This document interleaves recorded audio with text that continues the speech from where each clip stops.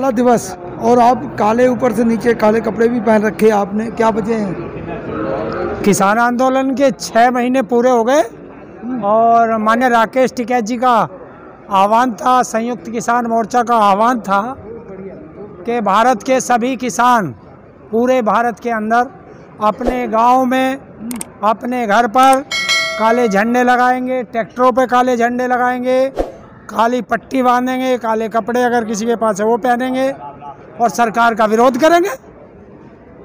तो ये काले इसलिए। तो आपने तैयारी कर रखी थी पहले से? क्या क्या तैयारी करनी है? काला कुर्ता पहले से था, पहन लिया। भाई सुनने में आ रहा है आप लोग टोल प्लाजा जाम करने वाले हैं। अभी राकेश जी का आदेश आएगा तो बिल्कुल होंगे, सारे यूपी के सारे टोल प्लाजा बंद करेंगे, लेकिन राकेश जी के आदेश के बाद। तो उससे तो आम जनता को जो है फर्क पड़ेगा, आम जनता परेशान, प्रॉब्लम होगी।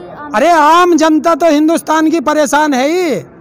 आपने देखा नहीं कि जिस तरीके से उद्योगपतियों के हाथ में ऑक्सीजन थी और इस कोरोना महामारी में उन उद्योगपतियों ने कितना ब्लैक किया। 200 रुपये का सिलेंडर 40,000 50,000 रुपये में मिला।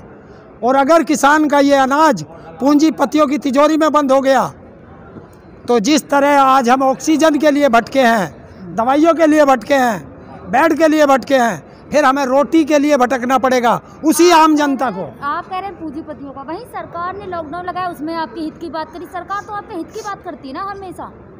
मुझे ऐसा लगे तुम पत्रकार हो। अभी तो जी न्यूज वाली को भगाया टिकैत साहब ने, और ज्यादा सरकार के वो बनोगे तो तुम्हें भी भगा दिया जाएगा। सरकार की हिमायत मत लो, जनता की बात करो। तुम्हें क्या लगता है कि तुम सरकार के हर काम को विरोध कर रहे हो, पीछे पड़ गए हो सरकार? जब सरकार गलत काम करेगी, देखिए गलत को गलत कहना अगर गुनाह है तो हिंदुस्तान का हर नागरिक ये गुनाह करेगा। आप कह रहे हैं सरकार के गलत काम, सरकार के गलत ही काम गिना दीजिए ना हमें। है? सरकार के गलत काम गिना दीजिए हमें। एक काम सरकार का अच्छा बता दीजिए तुम। सरकार ने लॉकडाउन में भी आपको गेहूं बेचने की मंडी खोली थी ना, लॉकडाउन में भी मंडी खोली। भाई आपके डीएपी का दाम कम किया, भाई राम मंदिर बनवाया, अच्छे काम हो गए। डीएपी का कौन सा दाम कम करा? 2400 की 1200 होगी। 2400 की 12, वो 1200 किसका फायदा हुआ? तो आपको किसका फायदा हुआ? ऐसा है, ये वो लोग हैं। अरे सुनिए, ये वो लोग हैं कि 700 रुपये तुरंत बढ़ाए और उद्योगपतियों से कहा कि 700 रुपये तुम बढ़ाओ, हम किसान को संतुष्टि करने के लिए सब्सिडी बढ़ा देंगे। वो सब्सिडी तुम्हारे खाते में आएगी और तुम उसका चंदा पार्टी को दे देना। तो किसान को कह दिया, उद्योगपतियों को दिया, हमें कहाँ दिया? तो है ना उद्योगपतियों के लिए।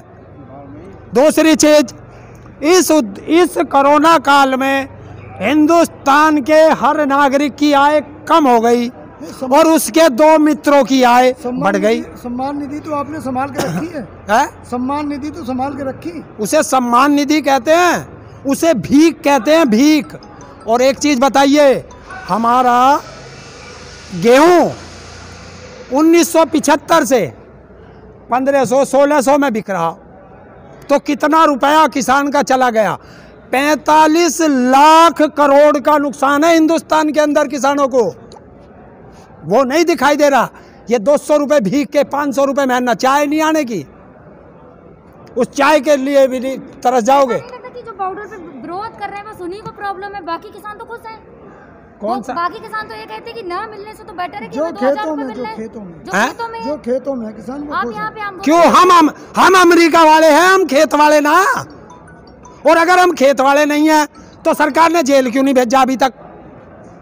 बताओ। सरकार के पास किराए के टट्टू रहते हैं, जिनको जेल भेजना चाहिए उनसे ब्लैकिंग करा रहे हैं, उनसे चोरी करा रहे हैं। और उसका सीधा उदाहरण है इस कोरोना काल में। अगर राजीव प्रताप रूडी को ये सरकार जेल भेजती, जो 30 एम्बुलेंस अपने घर में पर्दा डाल के रखा हुआ था। और दूसरी चीज आज बताता हूँ इस कोरोना का भी, एक वो साध्वी प्राची विराची, कौन है वो? प्रज्ञा है।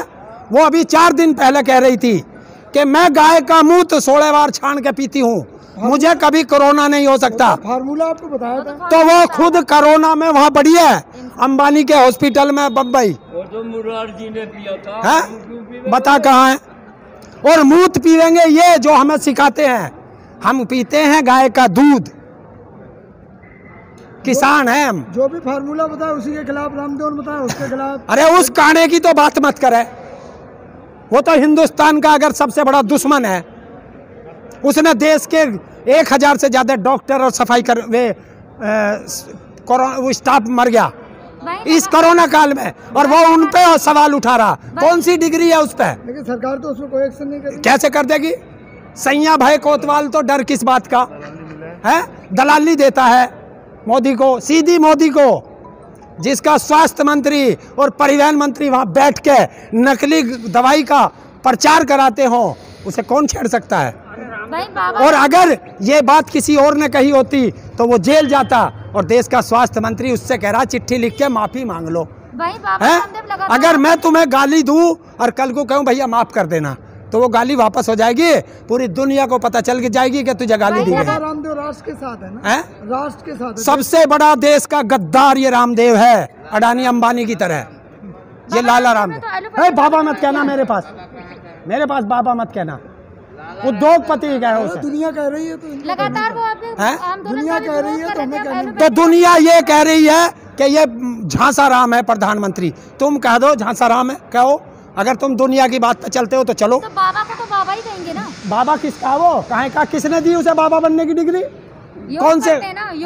योग। अच्छा, जितने काले उतने मेरे बाप के साले। योग गुरु है। मतलब जो काले सारे मेरे बाप के साले, ऐसा हो जाएगा? ऐसा नहीं होता।